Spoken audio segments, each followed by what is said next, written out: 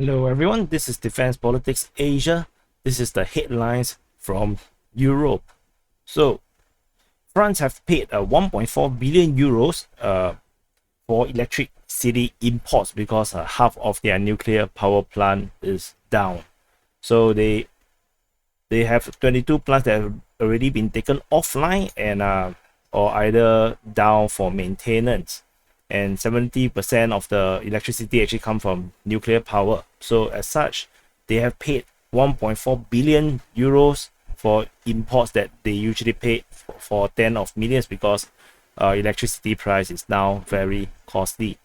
Going to Georgia, Georgia have submitted the first part of the EU membership questionnaire. So the Prime Minister Irakli Barishvili announced on Tuesday that he had finished and submitted the first part of the European Union's membership questionnaire, the first step towards any nation's accession process into the EU. Moving on to Italy.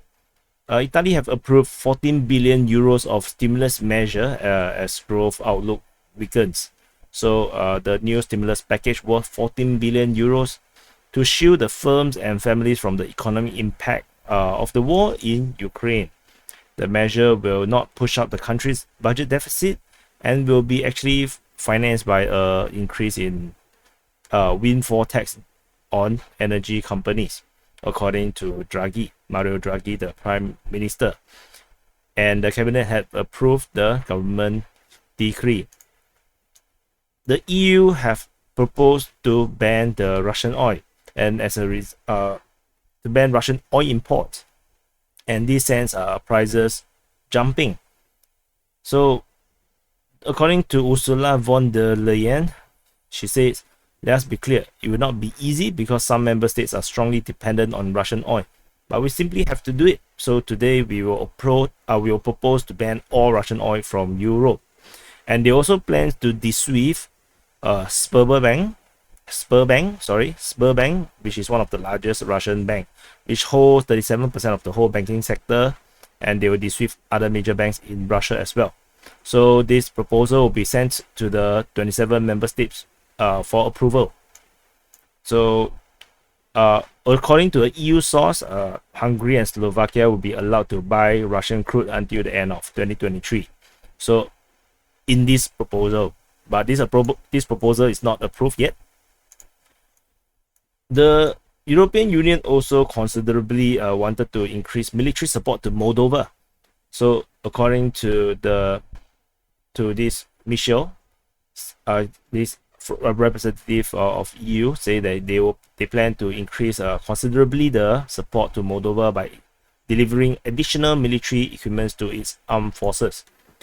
So he exclaimed, "EU stand in full solidarity with the country of Moldova." So yeah, military support to Moldova. So Denmark, news from Denmark, they are planning to destroy 1.1 million COVID-19 vaccines. They announced that they will discard millions of vaccines in the coming weeks because they are going close to expiring. The officials admitted they tried to donate the vaccines to developing countries that needed more doses, but their effort had failed.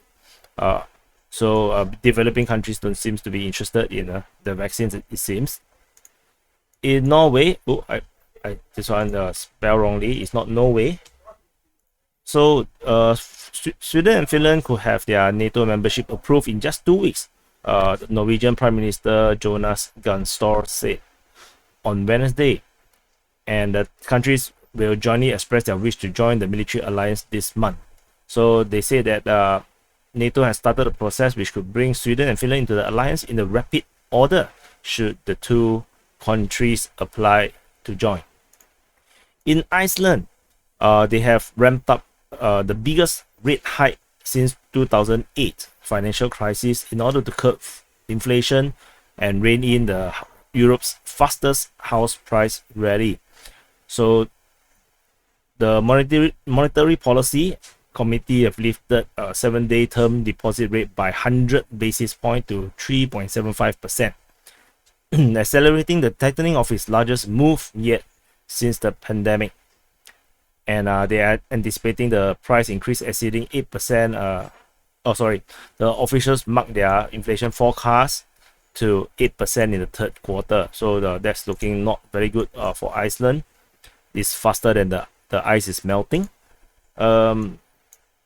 In Russia, Gazprom has warned of retaliation against nations that supplied gas to Poland.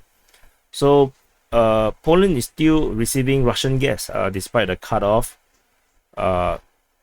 So this is according to Gazprom. They say Italy and France have stepped in to supply Poland, and the gas somehow is still making its way to Poland in the so-called virtual reverse flow. So by reversing the direction of the gas in the pipeline. So Gazprom warned previously that they will retaliate against nations that supplies gas to Poland. So but it's unsure how it will look like.